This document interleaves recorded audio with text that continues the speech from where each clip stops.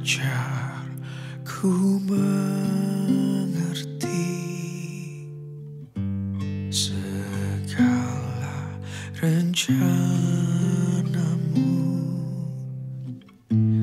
Ajar ku berserah hanya padamu. Pimpinlah jalanku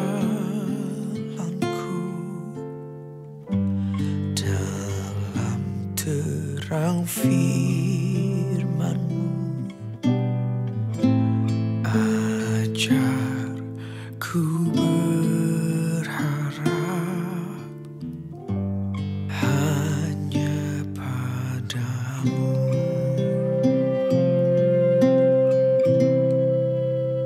Bapakku, ajaib segala rancangan.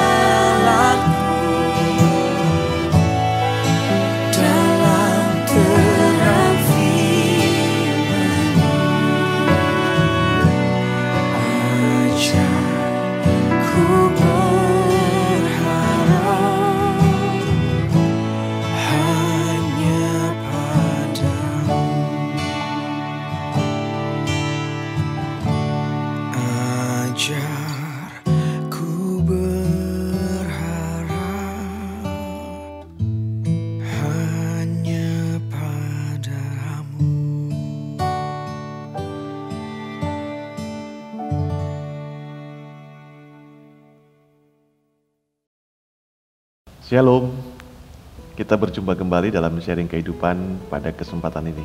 Kita akan berdoa, mari kita berdoa.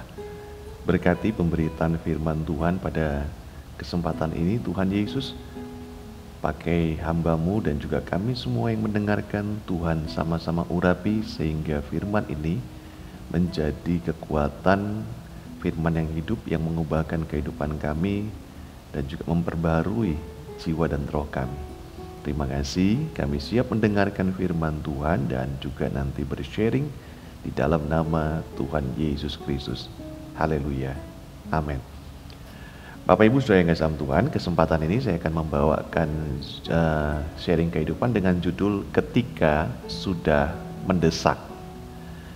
Dikisahkan tentang seorang penyair lagu Kristen yang cukup terkenal, lagu-lagunya itu banyak disenangi dan juga dipakai oleh gereja-gereja, khususnya yang beraliran Protestan. Dia adalah Robert Robinson. Salah satu lagunya yang sering kali dinyanyikan dan juga terkenal itu adalah Allah Bapa Sumber Kurnia. Nah, di gereja kita memang kita nggak menyanyikan lagu ini, tetapi dalam kidung-kidung pujian gereja-gereja Protestan lagu ini sering dipujikan, Allah Bapa Sumber Kurnia. Dalam sekali waktu Robert Robinson ini, saudara, seorang penyair lagu Kristen mengalami kekecewaan. Ia layaknya lah manusia atau orang-orang Kristen pada umumnya. Jadi Robert Robinson ini kecewa dengan teman-teman Kristen yang ada di sekitarnya. Dan juga kekecewaannya itu akhirnya berujung pada kekecewaannya terhadap Tuhan. Ia pun memutuskan untuk meninggalkan Tuhan karena sudah kecewa. Jadi dia meninggalkan gereja, meninggalkan persekutuan, dan meninggalkan Tuhan dengan harapan dia akan menemukan kehidupan yang lebih baik, lebih menyenangkan di luar Tuhan dan orang-orang rohani lainnya, orang-orang Kristen lainnya. Namun sayang, dugaannya salah, saudara. Ketika dia jauh dari Tuhan, jauh dari persekutuan orang-orang Kristen yang lainnya, malah hidupnya semakin kacau, semakin amburadul, dan boleh dikata hidupnya itu semakin parah. Satu ketika, Robert Robinson ini pergi ke satu tempat dengan menggunakan transportasi kereta api. Waktu dia sudah duduk dalam gerbong kereta itu, beberapa saat kemudian ada penumpang lain yang masuk, seorang perempuan. Dan perempuan ini duduk di samping Robert Robinson. Setelah beberapa saat mereka duduk bersama, perempuan ini memperhatikan wajah Robert Robinson yang kelihatannya lusuh. Dan perempuan ini merasa iba. Lalu perempuan ini mencoba untuk memperkenalkan Tuhan Yesus kepada Robert Robinson. Waktu mendengar nama Yesus, wajah Robert Robinson tiba-tiba berubah menjadi nggak senang. Dan lalu berkata kepada perempuan itu, "Jangan sebutin nama itu lagi." Perempuan itu jadi kaget, saudara. Ada apa? Akhirnya karena tidak ingin mencari tahu alasannya kenapa, lalu perempuan itu berdiam. Sembari mengisi waktunya dalam perjalanan di kereta itu, daripada berdiam, akhirnya perempuan ini menyanyikan lagu Allah Bapa Sumber Kurnia. Waktu dia menyanyikan lagu ini, saudara, tiba-tiba saja Robert Robinson yang duduk di sebelahnya menangis sejadi-jadinya. Perempuan ini jadi heran, kaget. Dia merasa, apakah ada sesuatu yang salah? Lalu dia bertanya kepada Robert Robinson, kenapa? Apakah ada sesuatu yang salah dengan pujian saya? Tapi Robert Robinson masih terus meluapkan emosinya, air matanya terus mengalir. Sampai beberapa waktu dia kemudian bisa menguasai emosinya, dia tenang, lalu akhirnya dia berkata kepada perempuan itu, tahukah kamu, lagu yang kamu pujikan itu adalah lagu ciptaanku sendiri. Matanya berkaca-kaca. Dia berkata, aku sudah jauh dari Tuhan. Aku sudah meninggalkan Tuhan begitu lama. Apakah Tuhan masih mau menerimaku kembali? Apakah Tuhan masih mau mengampuni aku lagi? Singkat cerita, perempuan ini akhirnya membimbing Robert Robinson untuk kembali mengadakan rekonsiliasi kepada Tuhan Yesus. Dan sejak saat itu, kehidupan Robert Robinson berubah. Dia menjadi cinta Tuhan, menjadi sangat cinta Tuhan, bahkan menjadi seorang hamba Tuhan.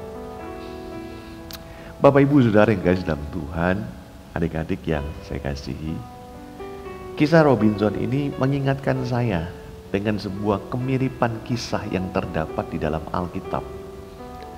Tentang seorang anak raja yang akhirnya menjadi raja menggantikan bapaknya ketika bapaknya wafat. Papahnya itu adalah seorang raja Yehuda yang sangat mencintai, mengasihi Tuhan.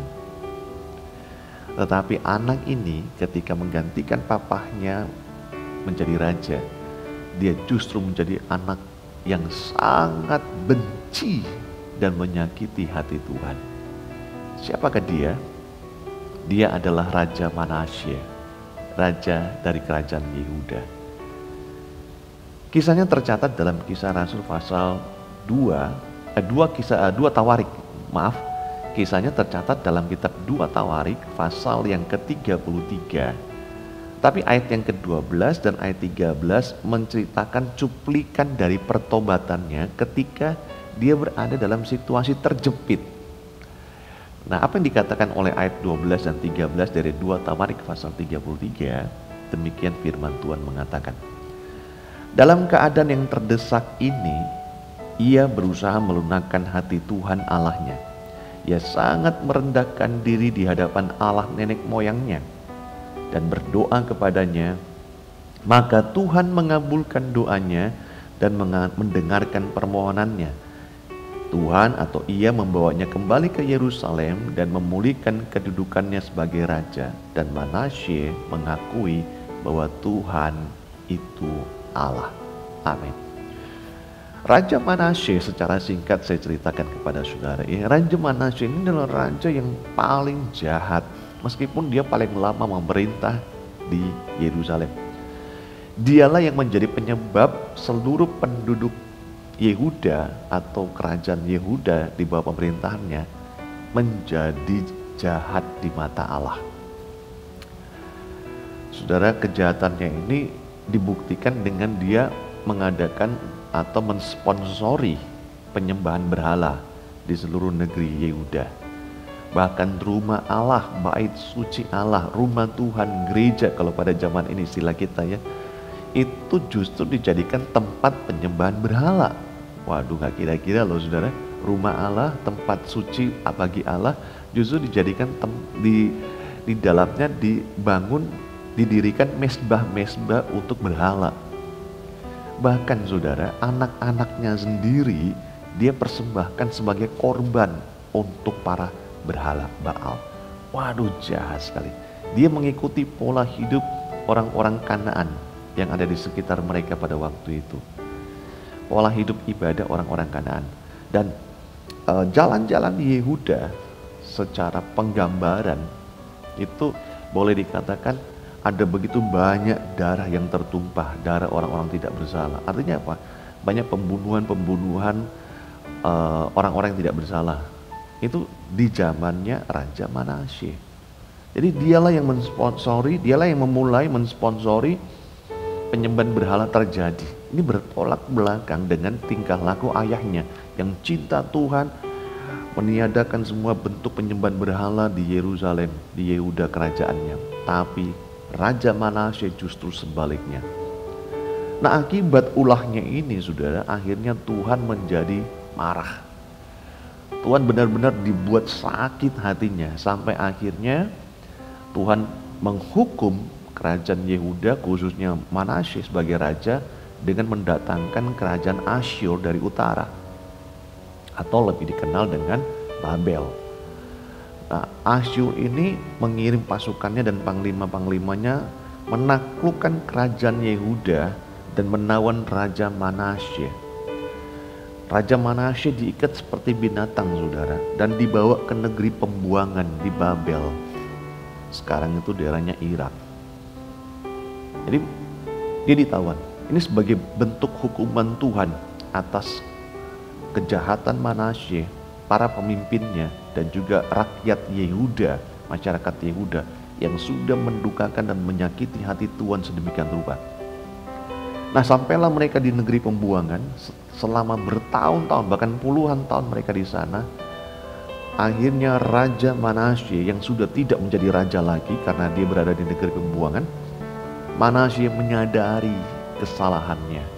Dalam situasi terjepit oleh karena masalah yang dihadapi, kehidupan yang benar-benar membuat dia menderita di negeri pembuangan, di tanah pembuangan di Babel, Manasye sadar akan dosanya. Kesadaran itu membuat dia akhirnya ambil keputusan untuk melunakkan hati Tuhan dan merendahkan diri di hadapan Tuhan.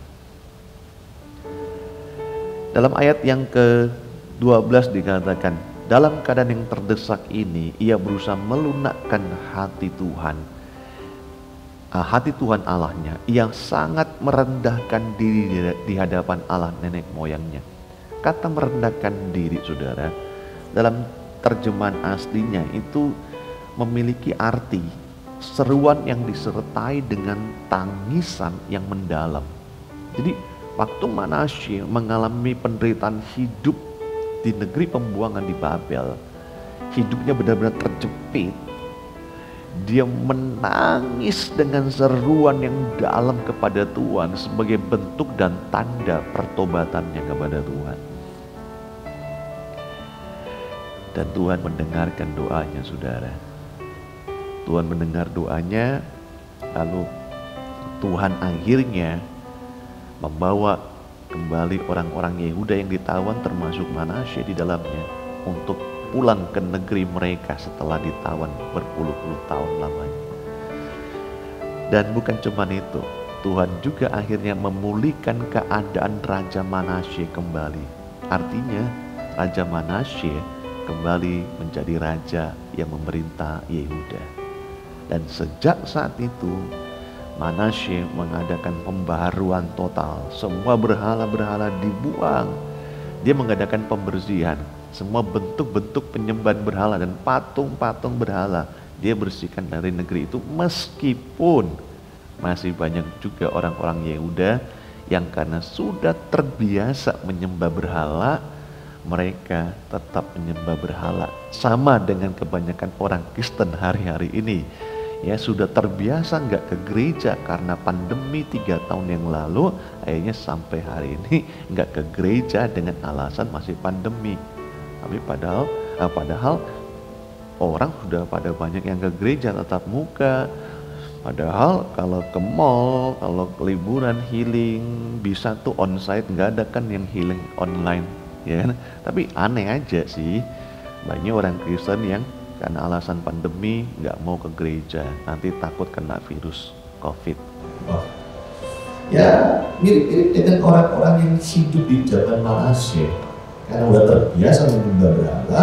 Ketika Manasye mengadakan pembaharuan, mereka masih tetap mungkin sembunyi-sembunyi menyembah berhala.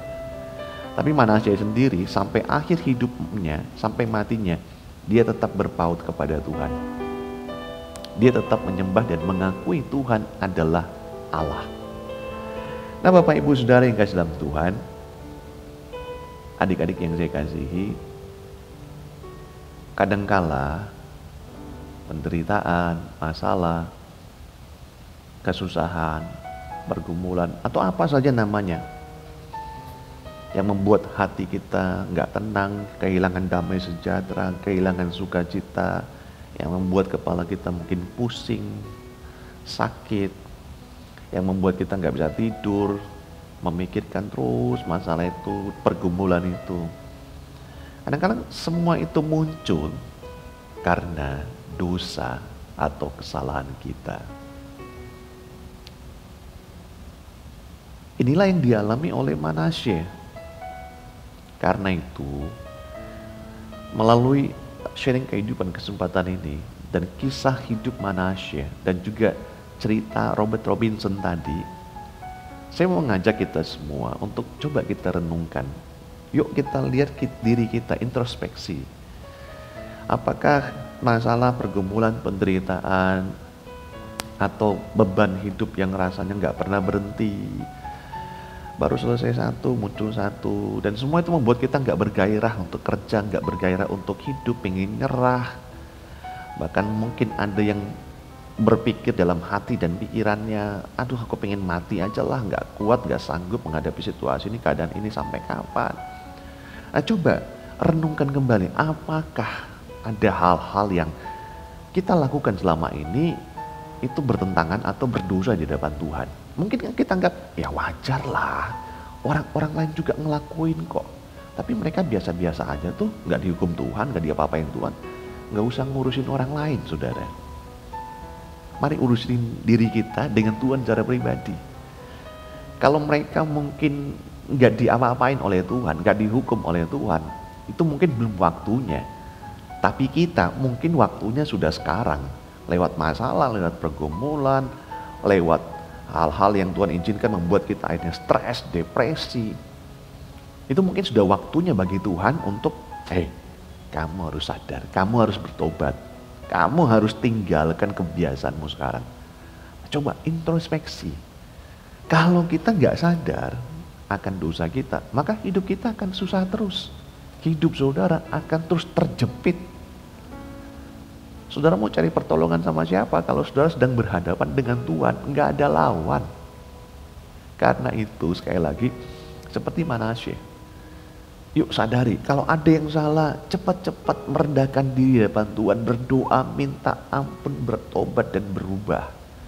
Karena firman Tuhan sendiri berkata begini dalam Mazmur pasal 103 ayat yang ke-12. Tapi ini adalah terjemahan yang berbeda dari bahasa Indonesia, yaitu terjemahan ayat yang terbuka. Dikatakan begini, seperti jauhnya timur dari barat, demikian juga Dia atau Tuhan menjauhkan kita dari pelanggaran-pelanggaran kita. Nah ini jaminan kan, firman Tuhan sendiri berkata, kalau kita mengaku dosa, sadar akan dosa kita, mau bertobat, maka Tuhan akan menjauhkan pelanggaran kita sejauh timur dari barat. Pernah nggak ada orang yang menghitung jauhnya timur dari barat? Saya rasa nggak ada. Jauh sekali saudara. Sebegitulah Tuhan akan membuang dosa kita dan tidak akan mengingat kesalahan kita. Yuk bertobat. Jangan sudah merasa bahwa nggak apa-apa lah. Selama ini masih menguntungkan dan masih menyenangkan, mengenakkan buat nafsu saya. Nggak apa-apa lah, enjoy aja lah.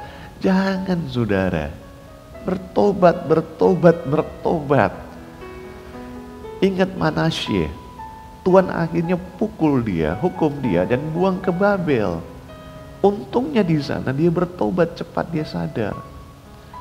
Nah saya berharap supaya keadaan saudara tidak semakin memburuk, kesehatan saudara tidak semakin memburuk, usaha saudara tidak semakin ambruk, bahkan bangkrut, bahkan mungkin saudara harus terjerat dengan hutang piutang dan itu berakhir di penjara. Yuk sadar, bertobat. Tidak pernah ada kata terlambat untuk bertobat saudara. Separah apapun masa lalu saudara karena dosa, masa lalu itu juga termasuk hari kemarin, lusa kemarin dan sebagainya. Separah apapun, tangan Tuhan tetap terbuka buat kita. Kasih karunia Allah tetap diberikan kepada kita. Dan Manasye mengalaminya. Dia sangat menyakiti hati Tuhan. Sangat-sangat menyakiti hati Tuhan. Tapi Tuhan tetap mengasihi dia dan berbelas kasihan kepadanya. Waktu Tuhan berfirman kepada dia nggak mau dengar. Dia abaikan. Tapi Tuhan tetap sabar menantinya. Bapak Ibu Saudara, Bahkan waktu Manasye bertobat di negeri Babel dan dia berdoa merendahkan hati menjerit kepada Tuhan, sebenarnya Tuhan itu bisa kesel, bisa marah dan tidak mau mendengarkan doanya. Tapi Tuhan yang penuh belas kasihan dan tidak mengingat-ingat dosa manusia, dia terima dan dengar semua doa Manasye, dia pulihkan hidup Manasye. Apakah itu karena Manasye baik? Enggak, semua karena kasih karunia Allah. Dan hari ini, saat ini, saya ingin mengajak kita semua, termasuk diri saya. Kalau ada salah, ada dosa, cepat minta ampun. Rendahkan diri di depan Tuhan, akui di depan Tuhan. Supaya kita beres di hadapan Tuhan. Karena begini, bertobat dan merendahkan diri di hadapan Tuhan adalah kunci pengampunan dan pemulihan dari Tuhan. Kalau Tuhan sudah pulihkan hidup saudara, maka berkat pasti akan mengalir. Percayalah. Saat terdesak, apa yang harus kita lakukan? Mari kita lihat diri kita introspeksi diri kita, sadari kesalahan kita, rendahkan diri di hadapan Tuhan, akui dosa kita, dan berubah. Perubahan itu harus dibuktikan dengan tindakan, bukan cuma dengan mulut doang. Buktikan dari hari ke hari bahwa saudara berubah. Sama seperti Manasye, dia buktikan sampai akhir hidupnya, sampai matinya, dia tetap membuktikan bahwa dia percaya kepada Allah Israel. Amin. Mari kita berdoa. Berkati firman ini Tuhan, agar menjadi sebuah firman, agar menjadi firman yang merubah hidup kami. Kami sadar bahwa seringkali kesalahan, seringkali karena dosa, kami harus menghadapi kenyataan hidup yang pahit. Kami harus menerima konsekuensi dari hukuman Allah, dari disiplin Allah yang membuat kami harus menderita, yang membuat kami harus mungkin pusing, tujuh keliling, stres, depresi, sakit, dan banyak hal. Tapi melalui firman pada kesempatan ini, melalui kisah Raja Manasye dan juga pengalaman hidup seorang penyair Kristen yang terkenal, Robert Robinson, kami diingatkan ketika kami mau berubah, ketika kami mau bertobat, menyadari kesalahan kami, maka Tuhan pasti akan memulihkan kami. Tuhan pasti akan mengampuni kami, melupakan semua dosa kami, tidak mengingat semua dosa kami, dan keadaan kami, keluarga kami, ekonomi kami, pekerjaan kami, semua Tuhan pulihkan. Kami pegang janji firman Tuhan. Karena itu kami mau mengintrospeksi diri, mengoreksi diri kami. Kalau ada hal-hal yang salah, ampuni kami Tuhan. Ampuni pikiran kami yang kotor, yang jorok, yang tidak kudus. Perkataan kami yang seringkali melukai orang lain, yang tidak menjadi berkat. Bahkan perbuatan dan sikap kami yang seringkali menjadi batu sandungan bagi banyak orang, yang tidak menjadi cerminan Kristus. Ampuni Tuhan. Dan juga dosa-dosa dan ikatan-ikatan lain yang masih menguasai kami, masih kami sembunyikan di hadapan orang lain. Tetapi Tuhan sangat mengetahui dan melihat dengan jelas. Tuhan terus mengawasinya. Kami mau belajar untuk melepaskan semua itu. Mampukan kami Roh Kudus. Dan aku berdoa untuk semua pendengar, di dalam nama Tuhan Yesus, Tuhan pulihkan mereka, Tuhan berikan kekuatan. Dan aku berdoa secara khusus untuk semua penyakit yang mereka alami, mulai dari ujung rambut sampai kaki, apapun penyakit mereka, mau yang sederhana bahkan parah sekalipun, oleh karena bilur-bilur Yesus dan iman mereka kepada Tuhan Yesus, maka mereka disembuhkan. Terima kesembuhanmu saudara, dalam nama Tuhan Yesus. Jadilah engkau sembuh, pulih seperti sedia kala. Terima kasih Tuhan, kami berdoa dan mengucap syukur dalam nama Tuhan Yesus Kristus. Haleluya, amin. Shalom. Tuhan Yesus berkati Bapak Ibu saudara semua.